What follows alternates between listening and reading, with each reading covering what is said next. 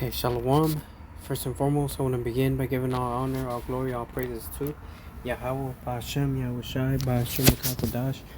Double honors to the elders and apostles of Great Millstone. And Shalom to you brothers that are laboring and pushing this word in truth, sincerity, and with charity.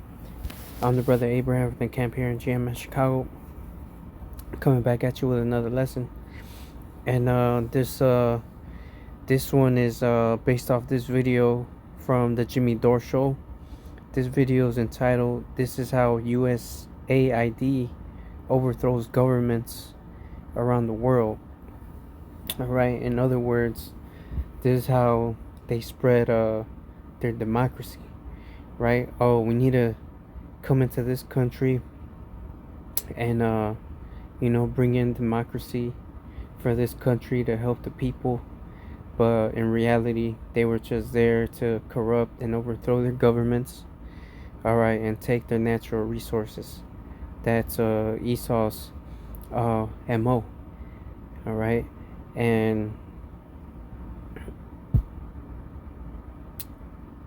this is why, since he's been doing this for so long, as it says in Isaiah 33:1, when thou shalt cease to spoil, thou shalt be spoiled. Right, because he's already spoiled everything, took the whole planet, alright, into his own hands. Alright, so now what's left for him to do or have? What else is he supposed to take? The earth is already given into his hand, as it says in Job 9:24. Okay, so he plays a couple of clips in this video. I'm gonna play one. So I'm already in past 5 minutes of this video, and he's about to show a clip here. So I'm gonna let you listen, and then obviously we're gonna get into the scriptures. The CIA and our government. Here it is. Confess. Ever wonder how the United States subverts democracy and the aspirations of other countries? Well, here's a guy who's going to tell you. Here's the economic guy who was an economic hitman is going to tell you. We will identify a third world country that has resources our corporations covet, like oil, and then arrange a huge loan to... All right, let's go back. Guy who was an economic hitman is going to tell you. We will identify a third world country that has resources our corporations covet, like oil, and then arrange a huge... Our corporations covet like oil. What does that sound like? What scripture does that remind you of? Let's go to it. Micah 2:1. Woe to them that devise iniquity and work evil upon their beds. When the morning is light, they practice it, because it is in the power of their hand. Right, again, Edom has been given the power of the earth. Okay, it says, and they covet fields and take them by violence, and houses and take them away. So they oppress a man and his house, even a man and his heritage. And here you have this guy explaining it firsthand what they do.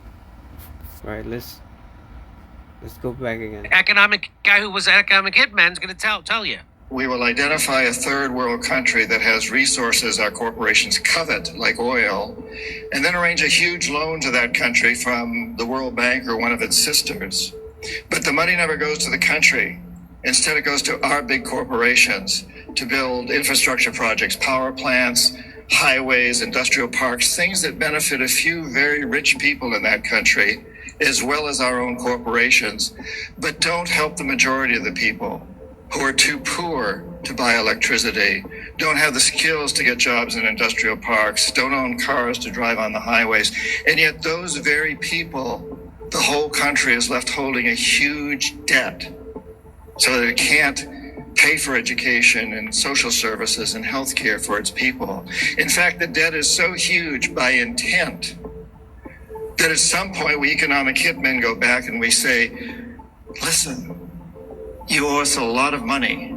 You can't repay your debts, so sell your oil real cheap to our oil companies without regard to the environment. Vote with us on the next critical United Nations vote. send troops in support of ours to some place in the world like Iraq. And in that way, we've created this empire.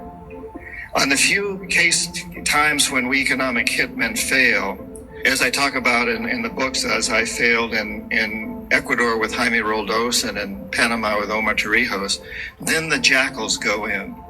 And these are men, maybe a few women, who overthrow governments or assassinate their leaders. And if the jackals fail, which is what happened in Iraq, both the economic hitmen and the jackals failed with Saddam Hussein, then and only then does the military go in. So that's how this works. Man, Esau Edom is a damn devil, man. Right, let's get Revelation 6 and 4. It says, and there went out another horse that was red, and power was given to him that sat thereon to take peace from the earth. Right, so this horse is a horse that represents power. Right, you have a scripture in the book of Ecclesiastes that says that I have seen servants upon horses and kings walking as servants upon the earth. Okay, roughly paraphrasing that scripture, but it lets you know that the servant, which is supposed to be Esau Edom, he's in the power seat on top of sitting on that horse, right, which represents that power, and that power was given to him from the Lord. Okay, but only for a time. All right, but in that season, that little season that has been given to him, that season is for him to take peace from the earth, right? And that they should kill one another, and there was given unto him a great sword, which that's what his blessing is, right? When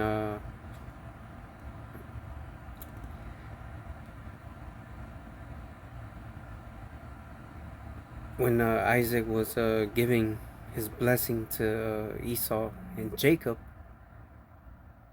right? Esau Edom's blessing was the sword.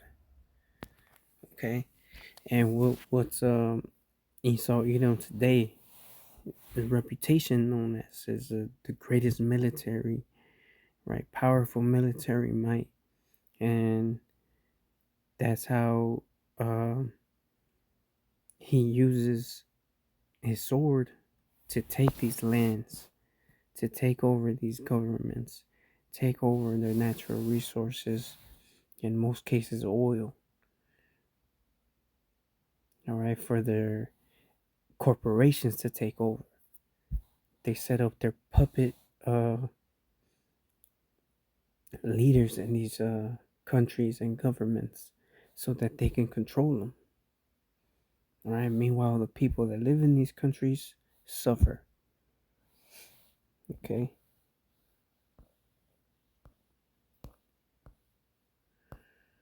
So from there, let's get the book of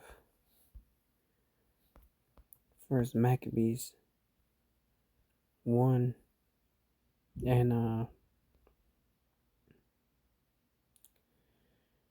let me start at verse 1. It says, and it happened after that Alexander, son of Philip the Macedonian, who came out of the land of Chittim, had smitten Darius, king of the Persians and Medes, that he reigned in his stead, the first over Greece, and made many wars, and won many strongholds, and slew the kings of the earth, and went through the ends of the earth, and took spoils of many nations, insomuch that the earth was quiet before him, whereupon he was exalted, and his heart was lifted up. So this is the beginning of the reign of Alexander and the Greeks. Okay, when it was their time to rule. All right, this is in Daniel you read about the four beasts. Well, this is the third beast, right? The leopard, which represents the Greeks and Alexander the Great. Right, so the earth was quiet before him. All right, it says what? It says, and took many nations Okay, slew the kings of the earth, made many wars, won many strongholds, took spoils of many nations. That's exactly what he's breaking down in this video that they do when they covet somebody's land, somebody's resources. They take it over.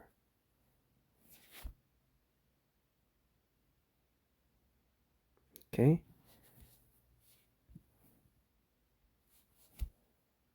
Now let's get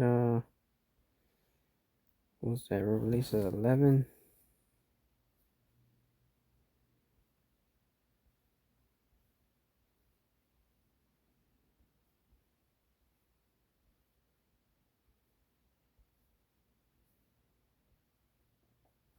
Yeah, Revelations 11 and 18. And the nations were angry, and thy wrath is come, and the time of the dead that they should be judged, and that thou shouldest give reward unto thy servants the prophets, and to the saints, and to them that fear thy name, small and great, and shouldest destroy them which destroy the earth, which that's we all know Esau Edom. Alright. Now I had mentioned this scripture in the beginning of this video, but we had to get it because it describes them perfectly. Okay, Isaiah 33 and 1. Woe to thee that spoilest, right? Woe meaning destruction. So destruction to those that spoilest.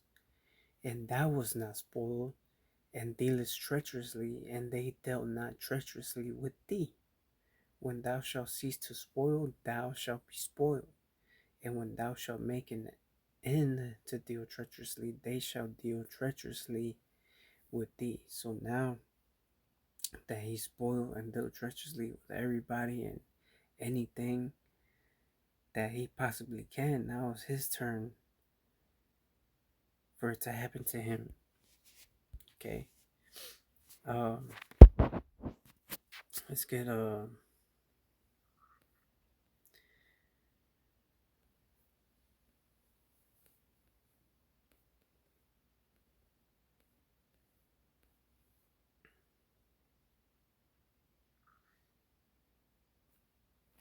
Revelations 18 and 3. It says, for all nations have drunk of the wine or the wrath of her fornication, and the kings of the earth have committed fornication with her, and the merchants of the earth are waxed rich through the abundance of her delicacies. Right? So what did he say? It says, he said, when we covet something from these countries, right, we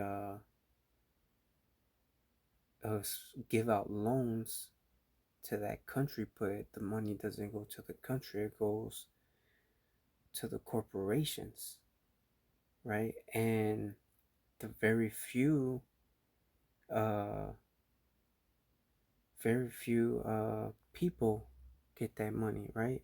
That live there. So the people that they make the deals with, and that's it. Not your regular common citizen of the countries get any type of money, right? So these countries are, they drunk of the wine of her wrath, of her fornication. They committed fornication with her, right? They got in bed with her. They made deals with her. They got rich through her,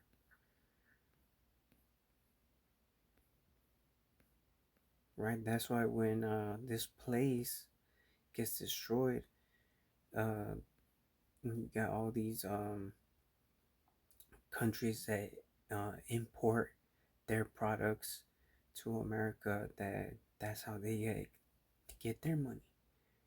They're gonna be sad and lament for Babylon because they live deliciously with America, through America, by importing their goods here. Okay, and now you have what Trump trying to get these corporations and companies and businesses to build and establish their businesses here in America so that America could export, right? Um, but Donald Trump's not gonna make America great again. The Lord is gonna destroy it off the face of the earth.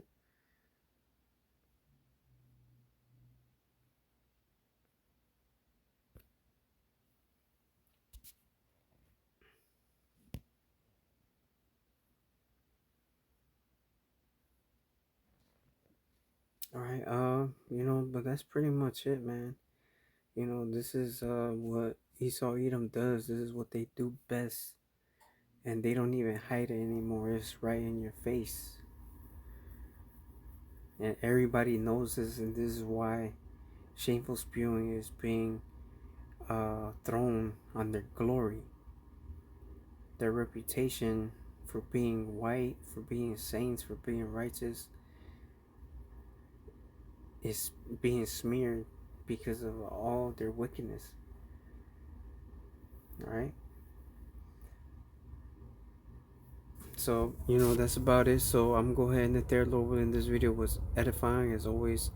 All honor, glory, and praises goes to Yahweh, Ba'ashem, Yahweh Shai, Ba'ashem, Rakakodash. Double honors to the elders and apostles of the Great Millstone. Until the next time, Shalom.